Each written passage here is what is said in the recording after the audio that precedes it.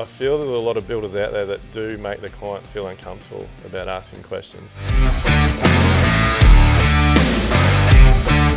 G'day guys, welcome back to another episode of Level Up. We are back in the shed for another cracking episode, and I'm actually pretty pumped. I've been looking forward to this one. It is a little bit of a shame because we did have two coming in, but the second half of this act is not feeling well at the moment, but we're still going to push on with the show. So today we've got an absolutely cracking one, not only for builders, but definitely for people that are thinking about building and renovating. So I'd like to give you a big warm welcome to Ande. How are you? Yeah, I'm really good, thanks. Thanks for asking.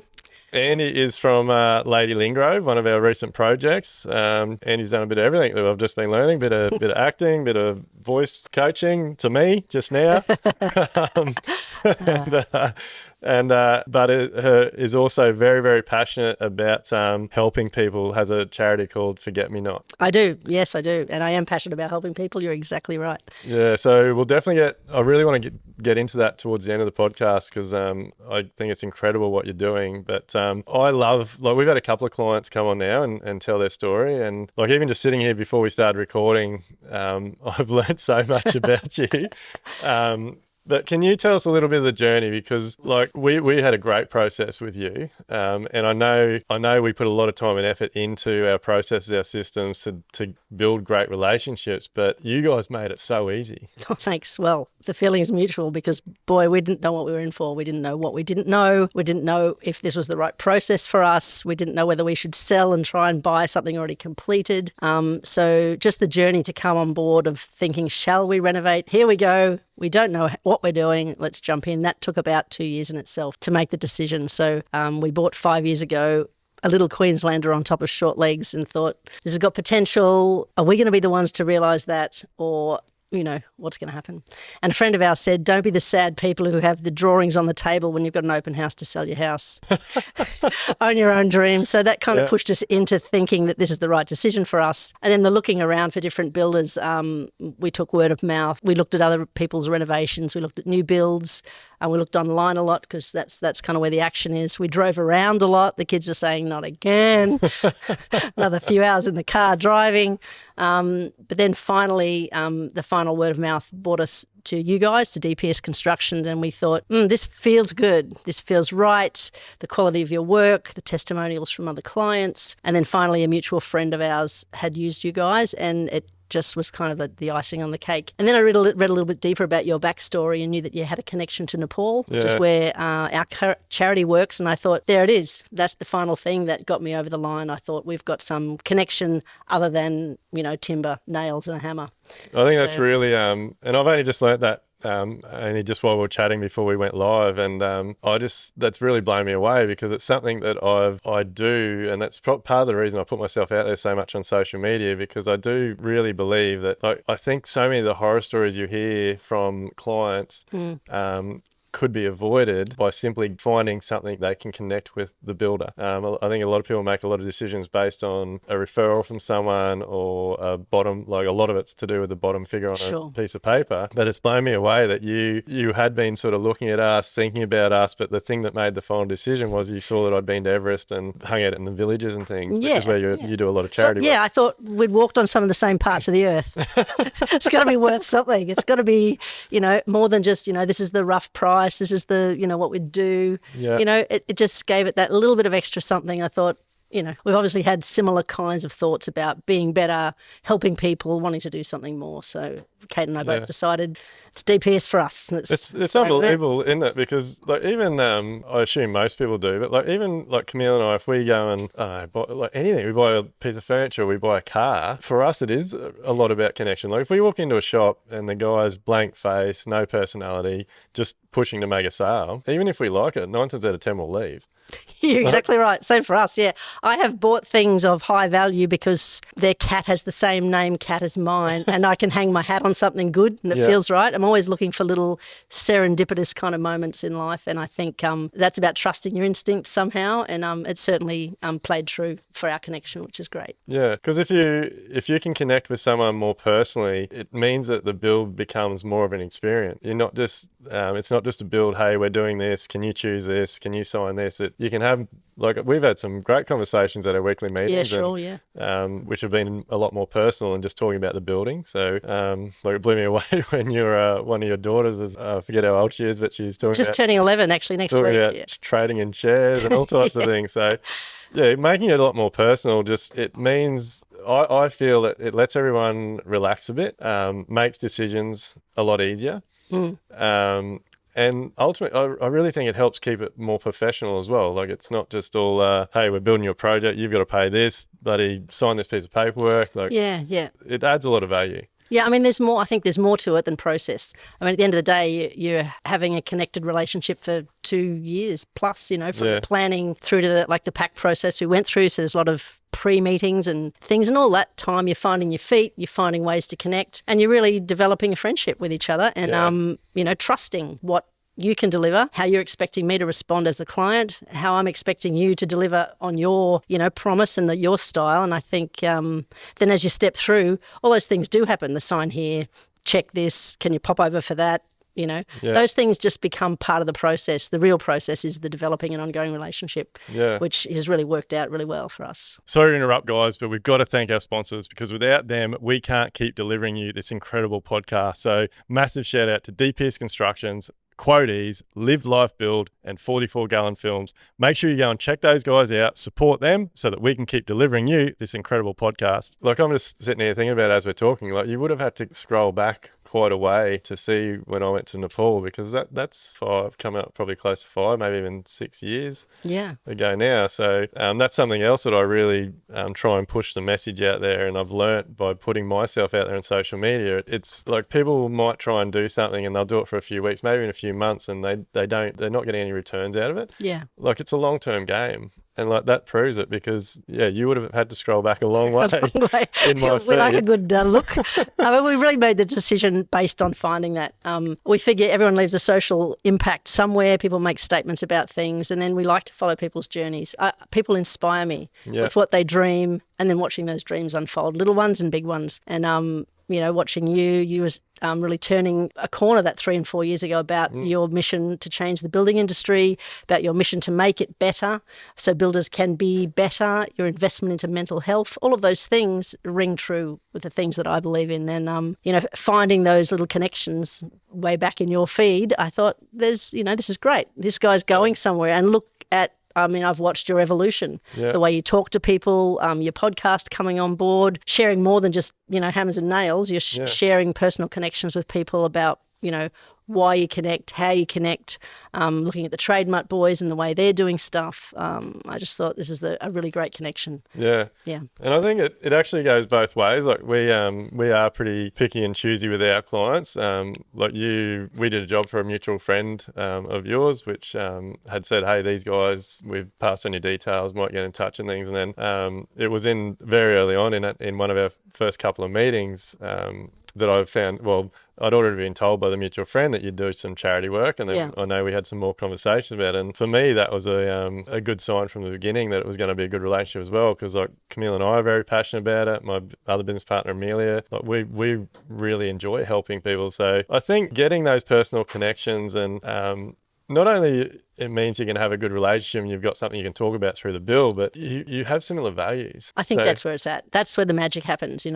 I can say things that I know I'm feeling free to talk about, and it's something that's going to connect with you, because I've seen you grow and deliver in your podcasts and so on as we've moved forward. So values, aligning values, and it's more than just the a play on words. It's true. Yeah. What do you think values and motivates your life? It's funny where you get inspiration from. Here I am, as CEO of a charity, and you're running a building business that's fantastic, and I feel quite inspired by you and your commitment to communication, your commitment to doing what you say you're going to do and follow through. That inspires me, and that's the kind of way I bring that inspiration through to my teams in the countries that I work in. Yeah, so that's awesome. It's funny where you get your inspo from, really. Yeah, I really think it's amazing. I honestly think, look, not just builders, I think so many just people in life in general could really find their focus, change their path, find some direction, like if they took that sort of thing a bit more seriously. I agree Like, wholeheartedly. so many, and look, I know I probably was going down the wrong track for a long time, where it was probably more, and I think it goes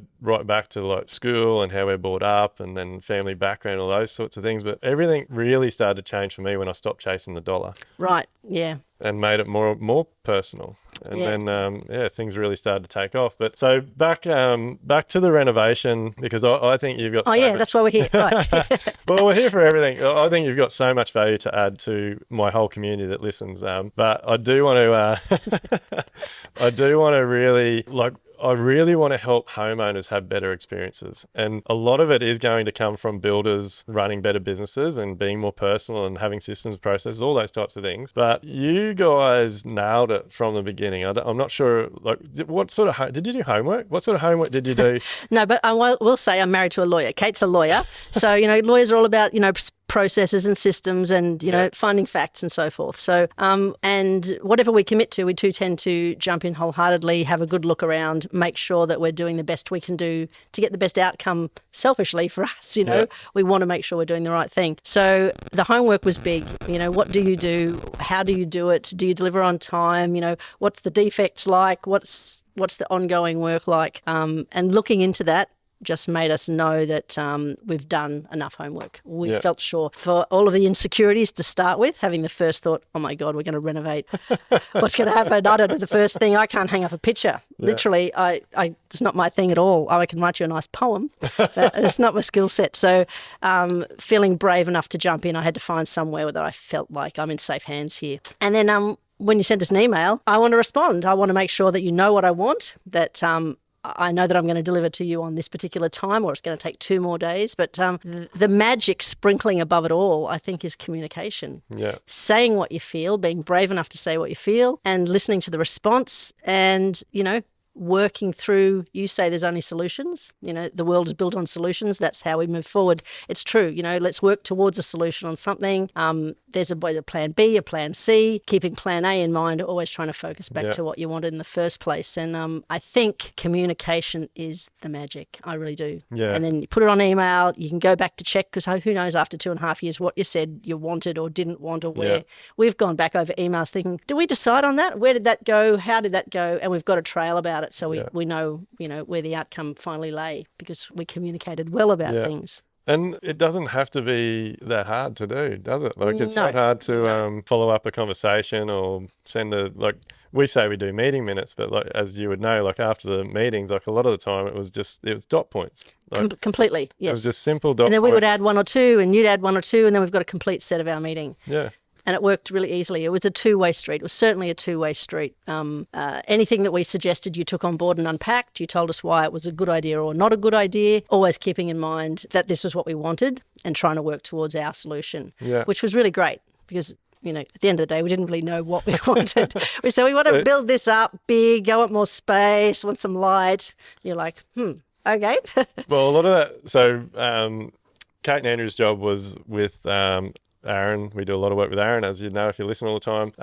And Aaron's one of the guys that we do the pack process. So you guys come through our pack process, pay as a consultant. I am definitely a firm believer that whatever that fee is that a builder charge for the pack process, like, you get it back tenfold. Oh, value for money, totally. And like, I actually had this conversation with a client we're working through a pack process with at the moment, and it's almost always the same on every job. Like, you do this full circle, and so many, I think, like, obviously our industry is led by a lot of big companies that pump the money into marketing. So, and you basically buy a house off the shelf. Or you go to this display home, or you go to this website, you pick this design, and this is the price, and we'll see you when we hand the keys over at the end of the job. And I don't believe that's that suits a certain market, but the pack process, and probably more so with renovations, like, you have to do that circle. You have to start the design process, fill out design brief, everyone puts their wish list in, and then really I take it quite seriously. Like, it's my job and Aaron's job as the consultants to guide you on what you see value in. Like, we're not here to tell you, hey, you've got to have this, or this is going to cost this much, or this is the way you need to do it. We're really here to say, righto, well, this is your wish list. We've got to get it to the drawings to a certain point so we can put the first figure on it. Yep. That first figure will more than likely not be correct, which I think in 17, 18 years, it's, I think, 2 or 3 jobs we've actually had. Yep, no That worries. doesn't mean on budget or off budget. It means this is what we wished for, Yeah. and this is what this looks like at this point. Yeah, and then from there, like I tell everyone, to get the ultimate outcome, it's going to take 3 to 4 rounds of design and costing, because each round you're going to see value in different things. As a team, we're all going to learn. Myself as a builder is going to learn more about what you see value in. Like, and like, I'm trying to think of some examples on your job, because we did the process, we did change things around, but like, I guess probably one of the most common examples we see is pools or kitchens or something. Like, the client will say, oh, we love cooking, we entertain all the time. And so for the first round, the focus might be around that, the designs around that. But once you get a chance to put figures on that and they start to see, well, that kitchen, those appliances is going to cost X, like, holy dooly. Like, well, I don't want to spend X. I want to actually spend more money on the pool. So let's reduce that and put more money into the yard. Like, you've got to go through a process to learn, well, I believe, what you as a client see value in. Correct. And you do know, but you need to have it teased out. You really need to have it teased out. One thing Aaron said to me at the start when I said I wanted a massive bath, he said, do you need a massive bath? I said, I do. And I haven't got out of that bath once. We've been in the house for 3 weeks. That's a bit, with that bath every night. So I want a massive bath. I got a massive bath. But, it's been a process. He saw that that's something I find pot plants in there and relaxation in there, and it's a happy place for me. So that's one thing. But, I don't need all of the luxe finishes on, my office and the upstairs smooth kind of touch-ups that happened upstairs. There's things that happened that just look incredible, but they weren't a painstaking decision because we value added in other places where we'll spend most of our time in that house. The pools come up beautifully, even though we didn't spend a lot of time and money on it. You guys spent a lot of time making it just lovely, but it wasn't the high value thing. I didn't need billions of dollars worth of excessive stuff and a water feature and a this and a that. I didn't need that. That's probably a good example on your project, because originally we weren't doing the pool. Not much at all. No, nothing. Yeah. A bit of new coping, I think. Yeah, and then throughout the process and seeing how everything was going to fall into place and everything work, so we ended up replacing all the coating, doing all the tiling around the pool, new glass pool fencing. So we wouldn't have got that outcome if we hadn't have gone through that process. And you're exactly right. Seen the value in things. And it's now like we've got this seamless flow from the pool inside through the glass walls, all the way up through the new staircase into upstairs, which not a lot was done except refreshing painting. But the electricals have all been changed. The attention to tiny little details of matching skirting boards to the old 100-year-old house to the way it was, to my office, which is the old kitchen, which is a really kind of curious little space. It came up so it's beautiful. I go in there and I feel like I'm somewhere special. I spend obviously a lot of my life in there doing what I do, but I feel like it's a special place. I feel like it was made special. And that, like, I remember there being conversations about, is this just going to look like a little tack on? Like, because your office is where the old stairs come up into where the old kitchen. Correct. So it's got a little dinky kind of roof on it. And it's good. It's really beautiful. It's just the way it seamlessly flows. And then I look out and there's that pool down there, which looks like it's part of the house. It's like if you could, as a Lego piece, if you picked it up, it's all part of the whole thing. It's a seamless wonder. It's really amazing. Yeah. And so what would your advice be for people that I guess are thinking about building or renovating? Because I know from everyone's in a rush when they first contact us. Yeah. Everyone wants it done. Like, will we be in by next June? Yeah. No. And that was something I had to learn. This is a bit of a long game. Yeah. Because you don't know what you want. You kind of think you might, but you don't exactly know how it might unfold. Yeah. Building through COVID, as you know, was not probably the smartest thing to do, but here we are. We made it. We made it through, with things fluctuating in costs and whatnot. But I think Aaron said to me at the start, a lot of people go through a process and they end up with just plans that they never build because they never take that next step to make the decision. So I'm glad we did, but it is not something that will happen in 3, 4, 5 months. It's a process. Get a wish list, get that first round of drawings, decide what you don't and do like. You get your own butcher's paper out over the top and you change a few things, and then Aaron says, just stop drawing and tell me what you want. So we all learn and grow and change, but it is a long game. And then the other exciting thing happens when the temporary fencing goes up around your property. You think, ooh, it's happening. It's all going to happen. And then it's just really quite an exciting journey to go on with the builder, being connected, watching your inbox for emails about decisions. That was an exciting thing for us as opposed to some kind of chore like, oh, I have to sit down and do that maybe on the weekend. Just do it now. We just did it every day, and at night if we had decisions to make, we'd make them together. And just get that email back to you overnight so you had the work to do the next day or kit order, whatever it is that we needed. So it was about waiting, being patient, making sure you got all your ducks in the row, having everything you need ready, and then being sure that we're in the right hands. And away we went. It was, so it's funny, Andy just turned up, so and I took her through our home because we're in the shed down the backyard, but it's funny because so many people that contact us and even through Instagram or whatever it is, but they all think, oh, you're a builder, and they see our Instagram, and they're, oh, you must have an incredible home. But Andy's just saying we've been renovating for 2 years and walking tiptoeing over blocks and set tiles. And... We're nearly there, but we had a conversation while we were up in the house, and Camille was there as well, and Camille was just saying how it was such an enjoyable process, and Kate and Andy made it just really, really easy. And you said something up there which I haven't really thought of, and that was that you knew what you didn't want. Correct. And it was just this light bulb for me out there then, because and I think I said to you, once you find or you make a selection, just stop looking. Stop looking, stop looking. That's the thing. Make a decision. We knew what we didn't like. You're exactly right. We thought, no, I don't like that, but I do like that, and I like that. And you put them together and you think, that's it. My decision is made. I'm not going to like anything more or less. Let's go with that. And I think being prepared was key in that. So we went to the places where you suggested that we make bookings to go and look at tiles, up tiles and various other places. And we just knew that, your eyes drawn around the room to those particular splashback tiles or those particular floor tiles, and speaking with their consultants, you just married it all together and you start to get a real vision of what your home's going to look like. And it might not be what you first envisaged, but presented with all of the options. Your place came together incredibly well, to a point where I'm not a huge fan of green, and your place come together. What's wrong with you? I thought we were connected. But I love that pale green that you chose for upstairs in the old house. I'm so torn between this. I love that colour so much, and Camille liked it as well. You just saw when you walked in, we've got this room that we're putting together to be a bit it was going to be called a saloon room with a little bit of a bar and a pool table and things. And so we've been saving all these old VJs from jobs for so long, and I love it. It's all this different colours. It does look good, yeah. And I'm thinking about painting it that colour. Ooh, 8th strength, Mr. Moss. But it does.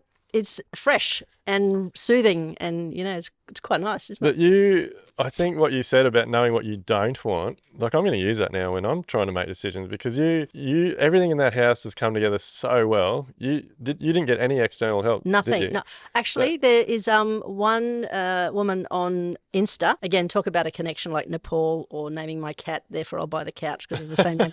There's a lady on Insta called Little Nook. Shout out to Little Nook. Yeah. And our daughter's name is Anouk. So we was watching her, and we went to her and said, this vision board idea, what's the idea? She said, I can kind of help you through. It's kind of got a big ticket, but it's really just about what you like. And she came over with a few kind of ideas and said, this is what it means. Not necessarily these should be your colours, but this is what it means. Look at the colours you like, look at the textures you like, and then choose them. So she taught us what that meant. Yeah. And that was her input. And from there, we just thought, we're armed and dangerous. Now we know what we need, and we know what we don't like, and away we went. And it worked. It did work. It is such a beautiful home. Everything works. The floors, the joinery, the colours, the plumbing fixtures. It all just come together so well. And one thing, I've got a bit of a soft spot for the renovations, especially the old Queenslanders. I just think they're beautiful. Straight from the day you walk in, they've got character, and you can feel something. Yeah, for sure. And the way that's blended into the new ground floor level, it just all flows so well. And I think, I guess, give us a little bit of an insight into how you made a final decision on Aaron, the designer, because it has to be a team effort, doesn't it? It sure does, yeah. I think we were also watching Aaron's work beforehand and thinking, do we just choose this guy? Do we just choose this guy, or do we wait, or do we not invest in quality drawings, or do we just get a drafts person? Yeah. We had a couple of interviews with draft persons, and one guy said, hope you like what you like, because I don't normally practice any more practice drawing. So I got one bite of this cherry. Ugh. And there was another good way to older get gent business. came along, and he was sitting on the couch, and our little girl Saskia was just over 3.5. You know what 3.5, 4-year-olds are like. And he was quite a proper old gent there, and he had his clutch pencil out, and he was doing notes and things, and she was climbing on the back of the couch and climbed over the back of him, and I thought, oh, I don't think this is going to work out. And anyway, he also dropped a few clangers, and I thought, no, that's not for me either. And then there was Aaron. He said, I do it this way. This is the package we offer this pack process, and there's certain builders that I work with. And then one of those is D Pearce. And then we've got this other hook that we're hanging on, and it just came together. Yeah. It's just like, just stop fighting it. Just let the decision flow, I think was a better way to finally make a decision.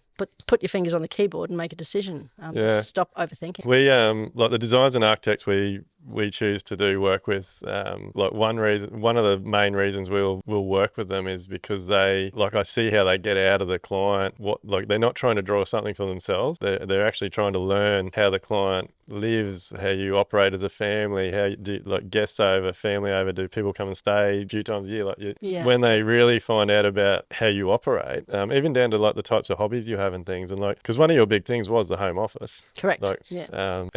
That space and like the whole way the house operates has all really come together because deep diving into how you operate as a home, as a business, as a family, like all those types of things. Yeah. Aaron was really good at talking us through those things. He said, how do you live in the house? That's what I'm here to learn, how you want to live. Considering how you live now and the challenges that you face. One of the things that we couldn't have people come and stay because the little Queenslander on top looks like a big house, but it's actually really small. Yeah. The kids were growing, and my mother's not good with stairs. So if she comes, she couldn't go downstairs or upstairs. So I needed something that came in from the bottom floor and she could still access amenities, bathrooms and bedrooms and so on. Enough space that when the girls grow, they can come and go as they needed. So this is like a 20, 30-year home for us. This is where we plan to stay, although who knows what could happen. But this is our plan. We want to future-proof, and so we could our family could grow with a house ready for us to grow in. And that's certainly what we've achieved through learning that process together. He understood what we wanted and put it together, and then the tweaks and the changes just made the whole thing fall into place. It was really great. Yeah, no, the finished product definitely speaks for itself. So, like, coming into it, obviously, like, so you found the connection, you've made the decision who you're going to go with. Like, from everything you've heard, and there's a lot, Current Affair wouldn't have been live if it wasn't for builders. But, like, what were some of your biggest concerns? Okay, biggest concerns were, like I said at the very start, I didn't know what I didn't know. So I had to rely on the trust that I felt like we'd connected. My biggest concern was that something's going to take a longer time, especially in COVID times, than we thought, and we might end up in a rental property for 2 years instead of our planned 8, 12 months.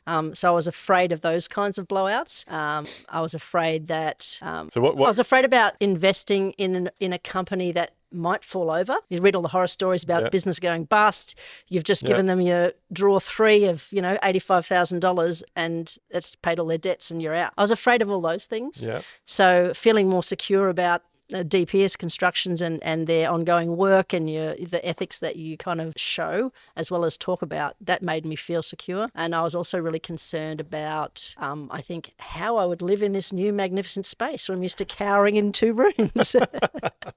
We're learning. So with the first one there, like what gave you confidence in the timing of the job? I think because you have a schedule and you're really quite tight about that, I'm going to start here and this is our weekly process and we're going to kind of end here. And that's give or take, 8 to 10 days either side. It was really accurate. And, I'm a Virgo. I like things kind of accurate and by a timeline. And that made me feel really confident. And if things weren't going to happen on the week that was scheduled, you told us why. And when they are rescheduled, nothing was left loose and open. Just made me relax. So, because I'm curious because when I meet you and we're going through the pack process, like I have that folder on my iPad, Dream Project. So I showed you an example of a schedule. Yeah. But other than that, and me telling you this is our schedule, we have weekly meetings. Like, what was it was it going back and following our social medias and seeing all of our other jobs running Yep, and watching. We watched them. We watched you do your little stories. We watched you do small podcasts. Was just starting then, but mostly it's about stories where you'd be on each job in various points of the day, and those stories would all accumulate at the end of a day or 2 days. And there you were, plodding through this. We could watch this house come to life. We could watch this house completely change. We could watch you have the most hellfire problems.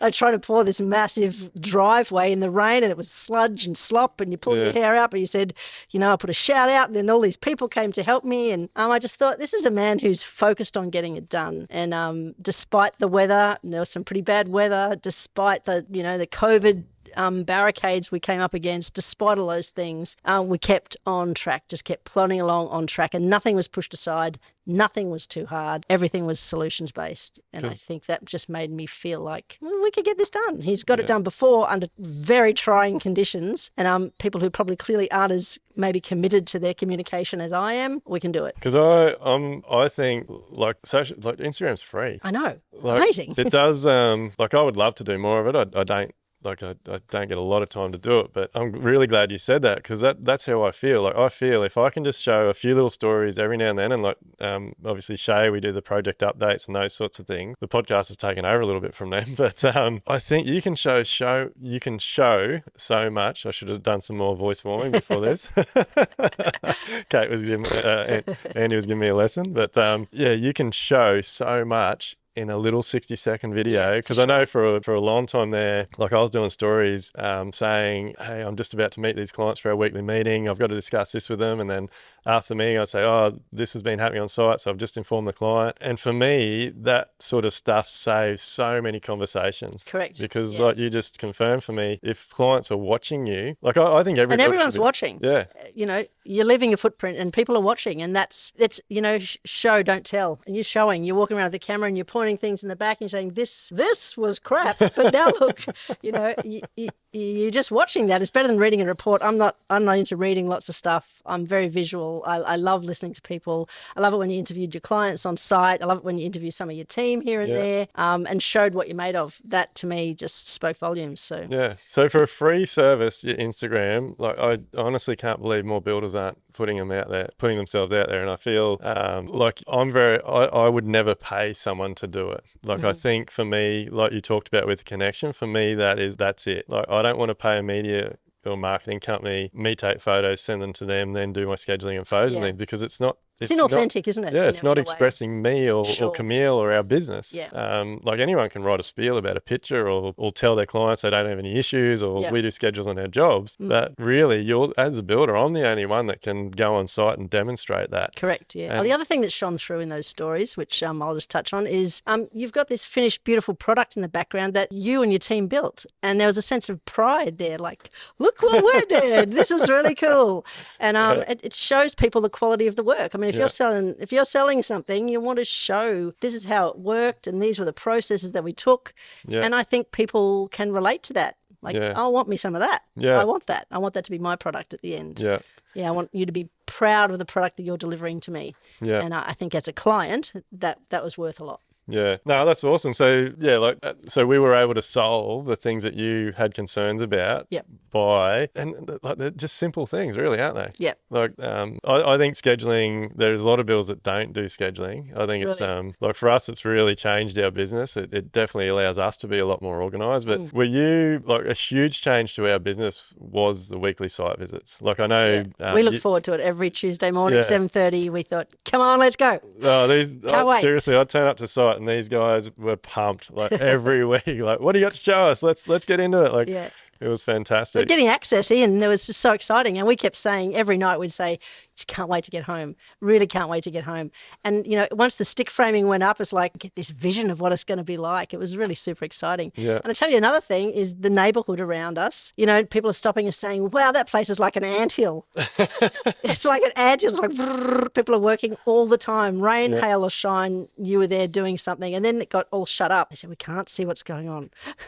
What's happening in there, And then, the reveal, we could take photos. You let us, take photos and videos and do what we want. So we started our own Instagram to show Yeah. our friends and family what was happening inside. Lady Lynne Grove. Check Lady it Lynne out. Grove, yeah. She's a lovely old girl. Are you keeping that going now that you're in there? Yeah, we are. We've actually had a sign made for the front, and that's what we're going to call her. So. Oh, that's awesome. We Yeah. need to. We've still got to get back there and do a final wrap up video on that one. But so like I like the weekly site meetings. I like not just like from a business point of view. Like it's just so easy knowing that the same time every week. That's where I'm going to be. Absolutely. Not hey, can you meet this time? No, I can't. Like you can lose a day going back. Yeah, I mean sometimes those things have to happen. Can you meet like your head team would say, can you pop over for this particular thing, and we just check in that's okay. Pop in, check, that's fine. But that fixed time.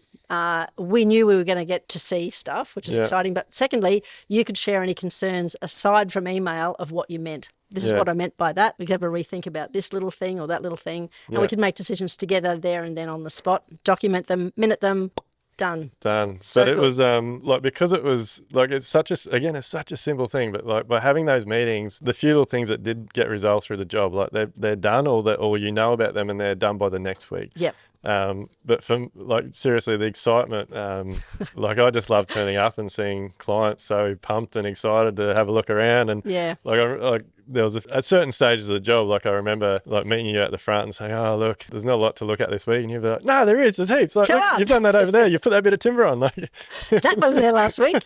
This has been delivered. That was exciting, seeing pallets of stuff in the front yard was even exciting. And then as things move forward, our daughters would go into their rooms, dance around and spin around, and we'd go through the site meeting, and they were excited to be there every week and watching their rooms grow and choosing who would be where. And it was an exciting minute.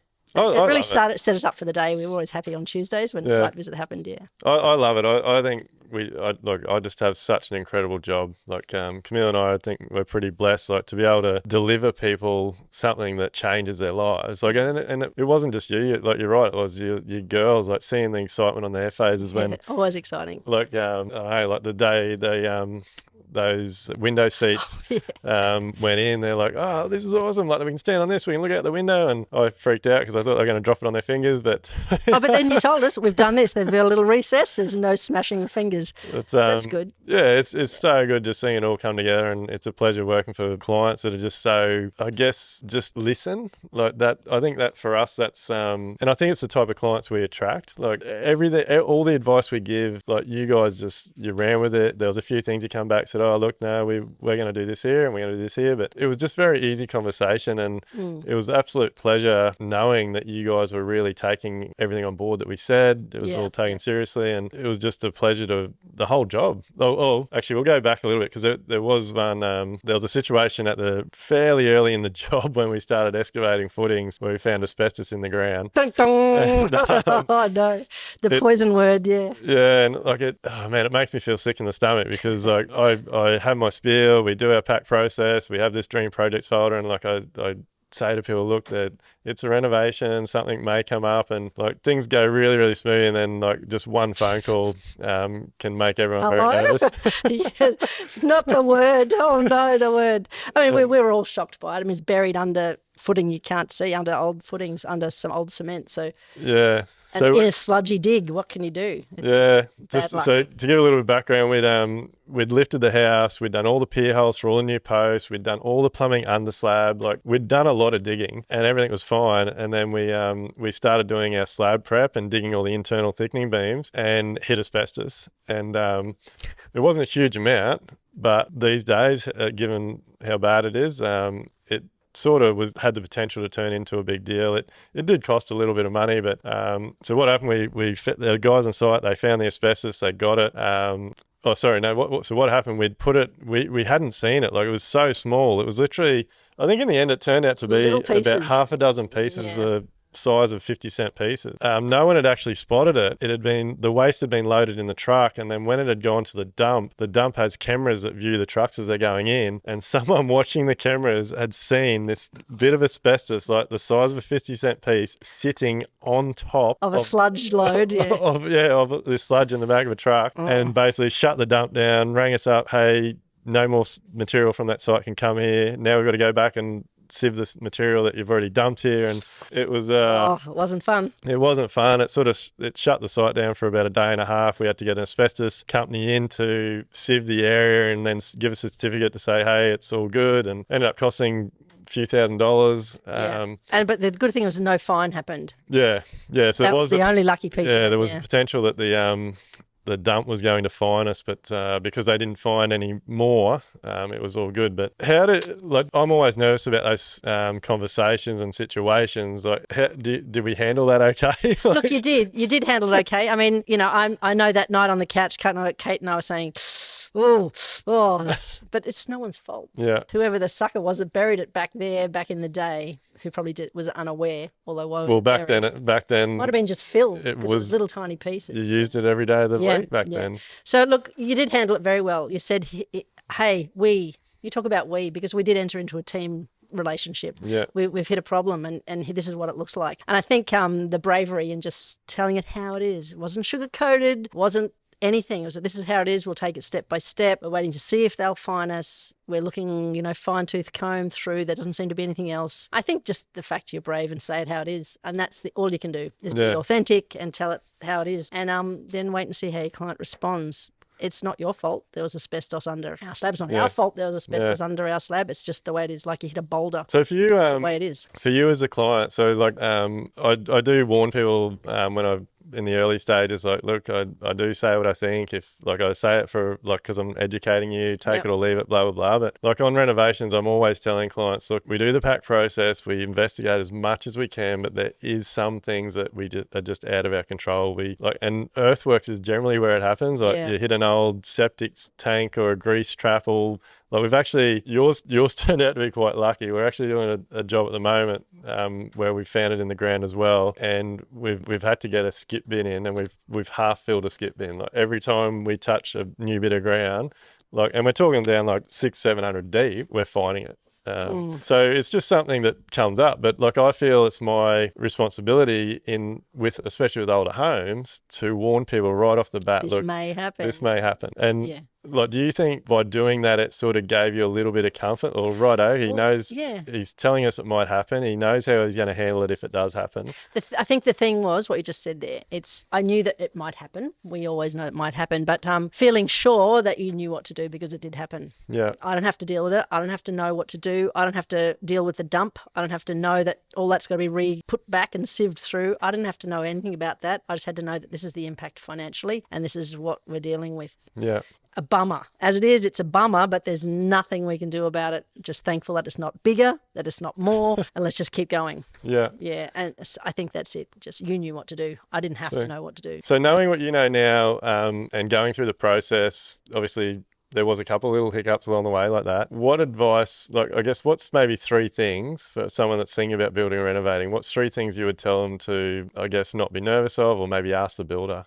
Yeah, I think as a client, think about your worst case scenario and ask your builder, what would you do if this happened? Yeah. And see, that's, you had a process, found asbestos, what will we do? You did it. That was great.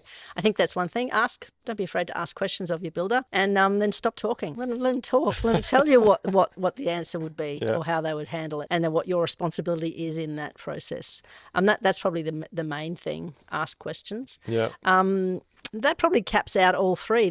The communication is key. Ask lots of questions, get lots of answers. If you're still not sure, ask more questions. Yeah. There's no such thing as dumb questions. A builder should be able to talk through the whole process from A to Z and tell you how they're going to manage it, how it's going to happen, where the hiccups might fall, and what would happen if those hiccups do happen to you. Yeah. Like we hit town water, we hit, I don't know, some underground city. What's going to happen, I'd cover a dinosaur.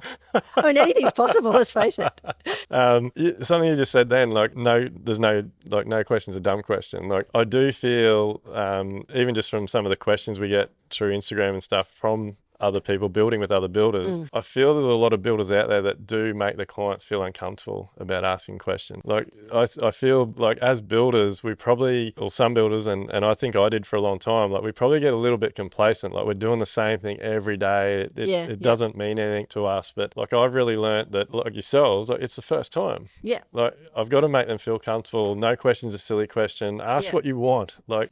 Because I do it every day. Yeah. The other thing you don't do is you don't talk in jargon. You keep it real. The language is real. I don't know what a is. I still don't know. But I got this beautiful house as a result. Yeah. I don't need to know all that stuff, and you keep it real. And if you do say something, I see you go, that means blah, blah, and the way that falls down to the side. Yeah. There might be a term for it, but I need to know that. You do. Yeah. So you keep it real in the language that you use for clients, and I think that's really important as well. Like you said, you get complacent because you do it every day, all day, every day. You talk in almost code to your team.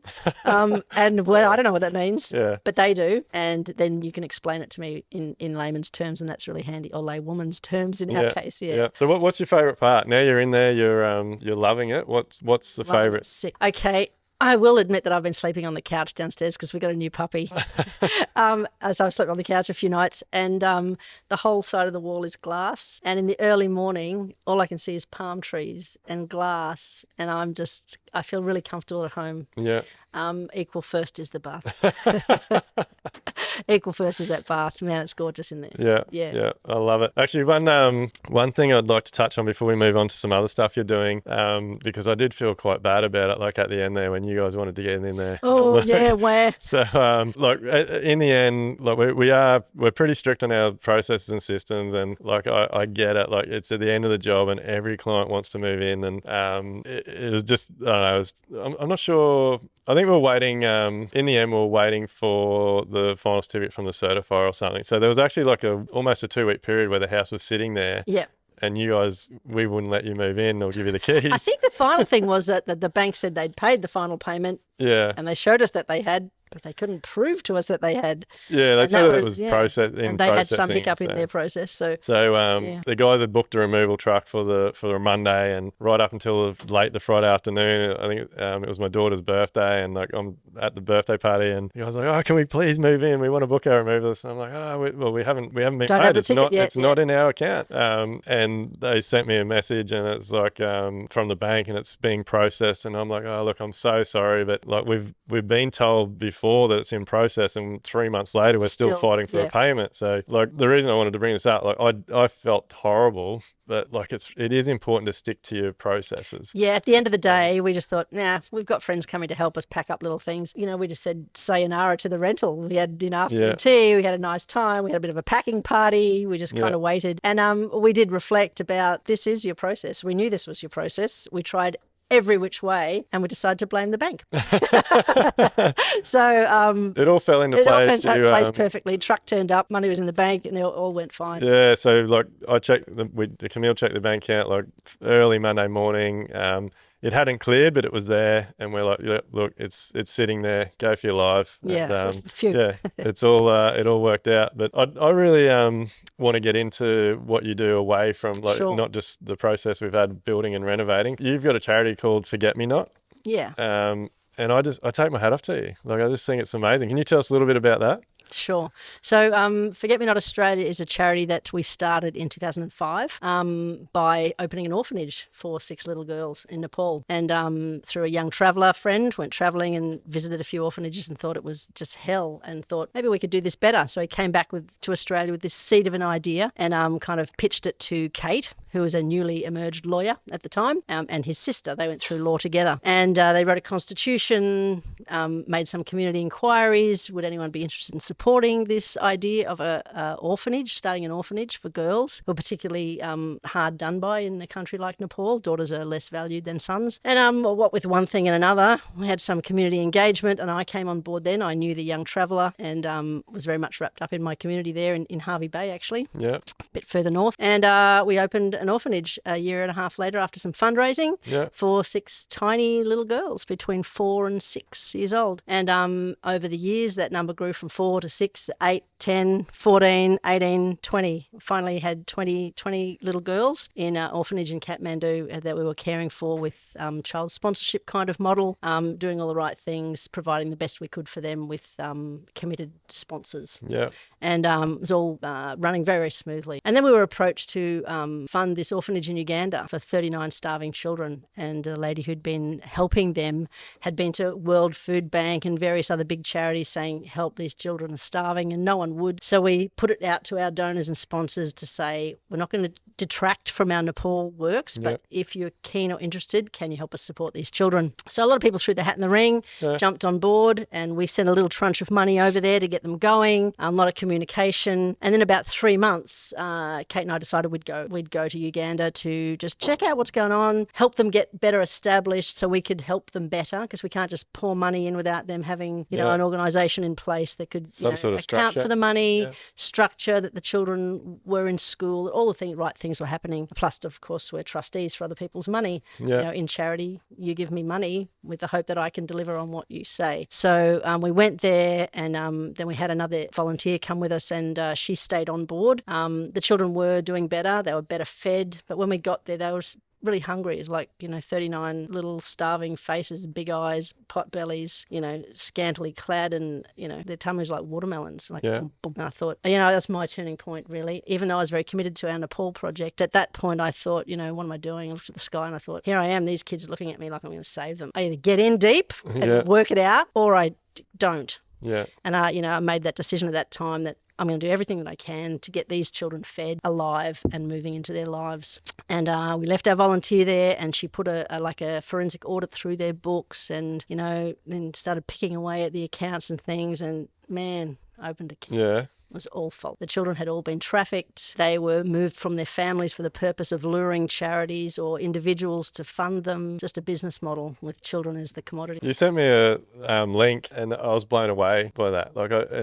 I guess we're probably a little bit naive. I guess Australia's incredible country, opportunities, and if someone approached me and said, "Hey, I'm helping these kids out. Show me some pictures. Like, if you give us a couple $100, we can do this, do that." Yep. I wouldn't think to ask or dig deeper. No, because, who's not in love with the idea of sponsoring an orphan, supporting an orphan? It's like an altruistic thing. We were all kids once. We know what that could feel like to not have enough food or a parent or whatever. So they, so there's, so the whole, it's not just kids in these countries, everybody's in a bad way. So you, correct me if I'm wrong. So you've got adults trafficking these kids to try and get money from well-meaning people. Yeah, well-meaning people, charities, governments, all these types of things that then take it for themselves, and the kids are still in the same situation. Leaving the kids in the same, because that's the shop front. You don't want to sponsor a kid who's got, no pot belly and neat and dressed and looks like they've got it all. You're going to choose the kid that's in a more decrepit kind of condition. Yeah. So children are often used,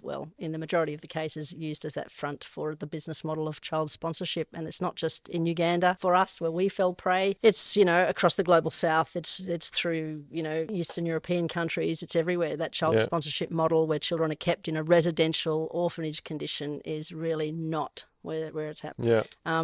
The research shows us that 80 to 85% of kids in orphanages or children's homes aren't orphans, but they've got one or both parents alive who could care for their child if they were supported themselves. They're there as a purpose of profit. Yeah, it's unbelievable, eh? So the kids are just labelled as orphans for that transaction. Yeah, watching that video, and we'll put a link to that video in the podcast so people can have a look. But it's an incredible mission that you have. I take my hat off to you. I think it's just absolutely amazing. And I'm not sure if it was in that video or something you were saying with me, but you've been able to rehome people that girls and that thought they had no mum and dad. Correct. So those 39 kids, Kate came back as the lawyer. We had that orphanage shut down.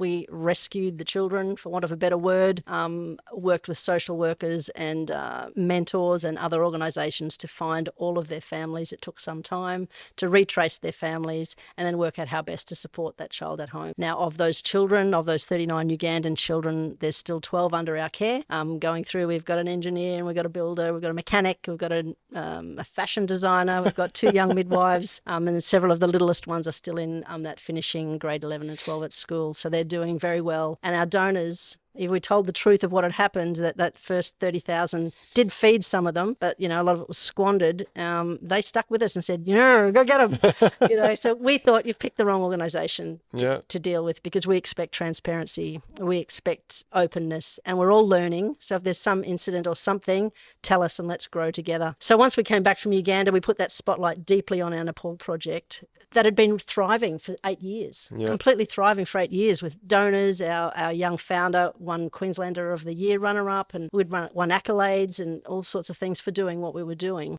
But then we discovered further through deep consultation with the children who were no longer 4 and 5, but 10 and 11 and 12, that we went there, and one little girl particularly looked at me and said, Auntie, please, I want to go home. I want to go to my mother and father. I need to go. So she revealed her truth to us. And, when you've cupped a child's face for 8 years and you love them, they're on your Christmas tree, you've sold their image to your family, friends and community for sponsorship, it was time to tell these children's truth for them. So we did. And so after we again rescued them from the organisation we were partnered with to have the orphanage running, we removed them. And so was a similar thing happening in Nepal? Same thing was happening, unbeknownst to us. They all had birth and death certificates for parents. Oh they were all legitimate paper orphans. On paper, they were orphans, but not in reality. So how do you trace that? Like, where do you even start? So we partnered then with an organisation that are experts in family tracing. So our 20 little girls, 20 now women of 26 and 27, our 20 little girls all went home after 2 years of tracing needle in a haystack. So they helped us put together their backgrounds. We have reintegration officers who trek day and night across the foothills. You've been to Nepal, through mountains, wild landscapes, landslides, what have you, trekking for day and night, searching for family, looking for traditional clothing that the children have described, dialects. Was there trucks and buses outside your door, or was it just mountains and valleys? And put those children's backgrounds back together and then return those children home, and now support those children at home so they don't need to be institutionalised, which research also shows us is extremely harmful for children. That started our whole organisational change. We now work across Nepal, India and Uganda doing similar work. We work particularly in Nepal as our flagship model with the government to change childcare and the way children are cared for vulnerable situations in Nepal. You can no longer open an orphanage in Nepal as a result of some of our work, and you can't enter a child into an orphanage that does exist already because they're closing down. The downward spiral is happening. The government asks us to take groups of children into our transit home and return them when they find a decrepit orphanage. Our goal is no orphanages in Nepal by 2030. Where are we up to? We're on the way, Duayne. We're on the way, and you've had a lot of success. We've had some incredible success because we believed in children. We believed what they said, and there was nothing for me more satisfying than knowing that when we knocked on a door, there's a family that thinks their child's dead and gone because they've lost contact. The child's name's been changed. They're illiterate. They can't trace. They don't have money to go to the city consistently to find their child. When we come knocking and seeing a father drop to his knees that we've found your little boy and having that child go home, there's days I sit at that desk and I just weep because it's good news. It's I was definitely Camille and I were weeping watching your video. It blew me away. But you don't know what's going on. You don't know. And people talk about, we should be doing things in our own community or working where we have, but you know what? We're all global citizens at some point. And we have incredible welfare structures here in this beautiful country of ours, and it's beyond our shores that sometimes can use some of our well-being in their lives. And I know myself, I sponsored one of those little girls in our orphanage in Nepal from all the way through. She's now a 26-year-old social worker and she's a powerhouse. She's amazing. It's because I invested in that child and knew that her family could do a better job raising her than my staff in an orphanage. Yeah, it's very different situations, isn't it? Like I'm the same. Like I think, why don't we help our own backyard? But I keep coming back to, like, we're in Australia.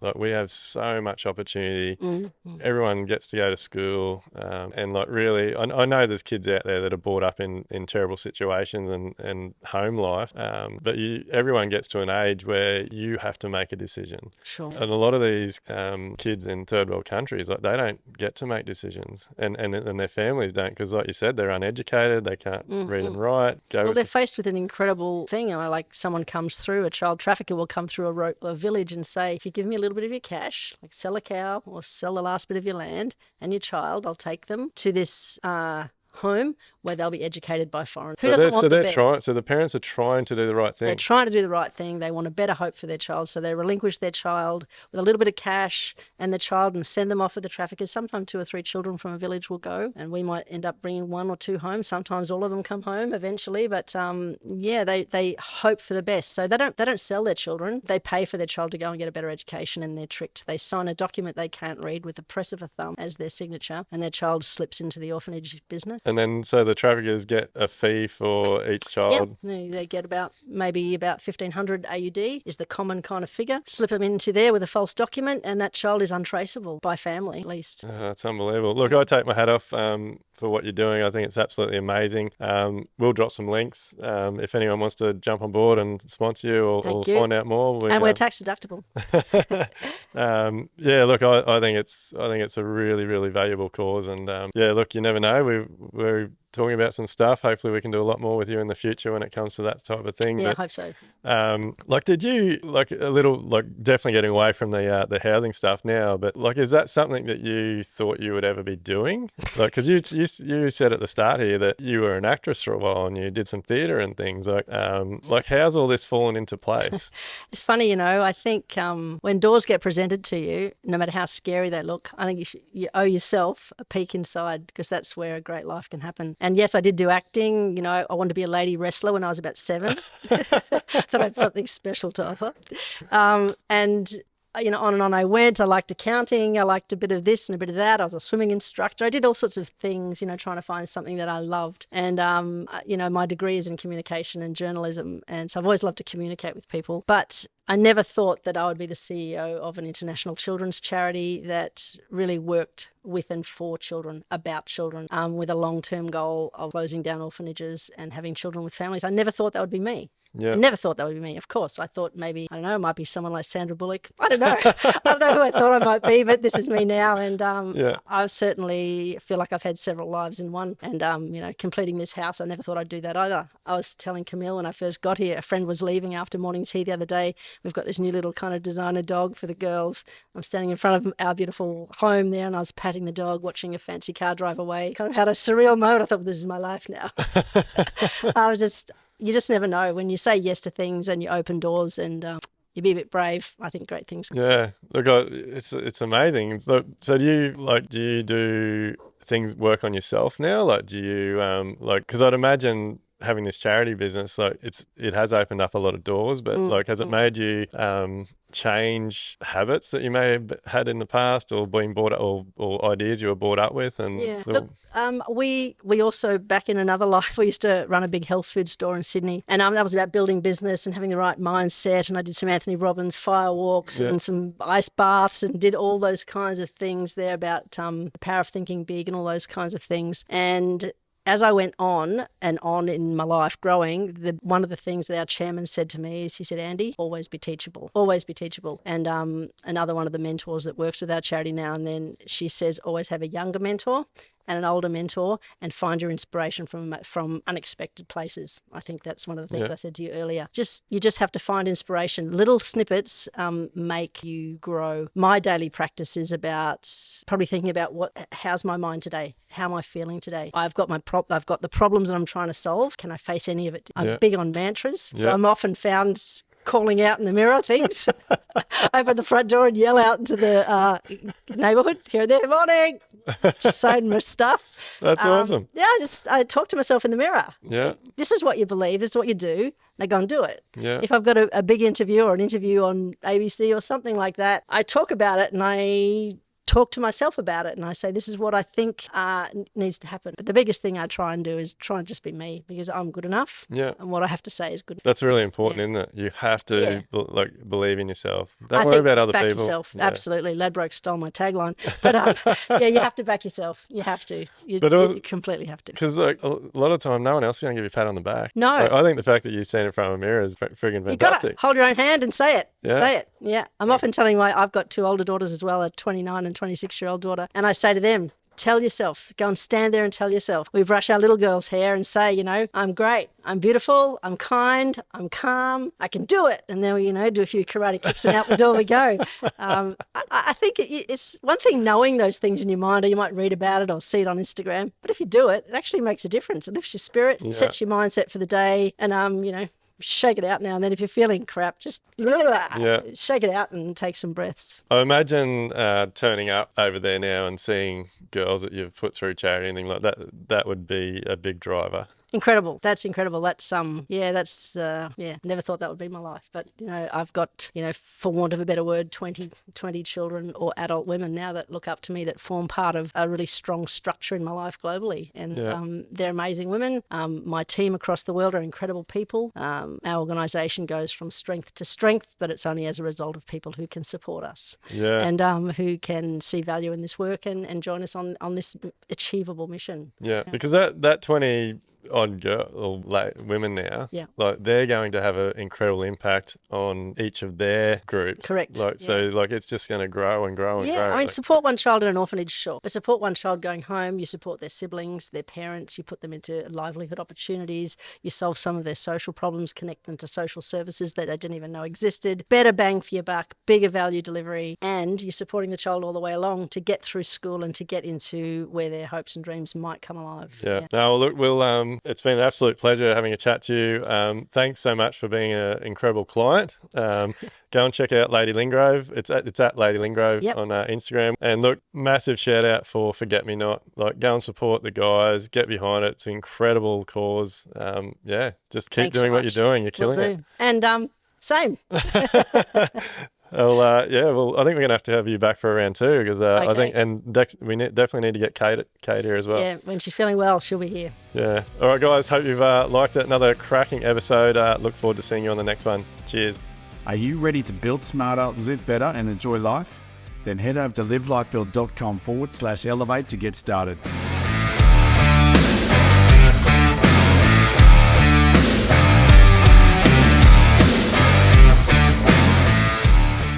Everything discussed during the Level Up podcast with me, Duayne Pearce, is based solely on my own personal experiences and those experiences of my guests.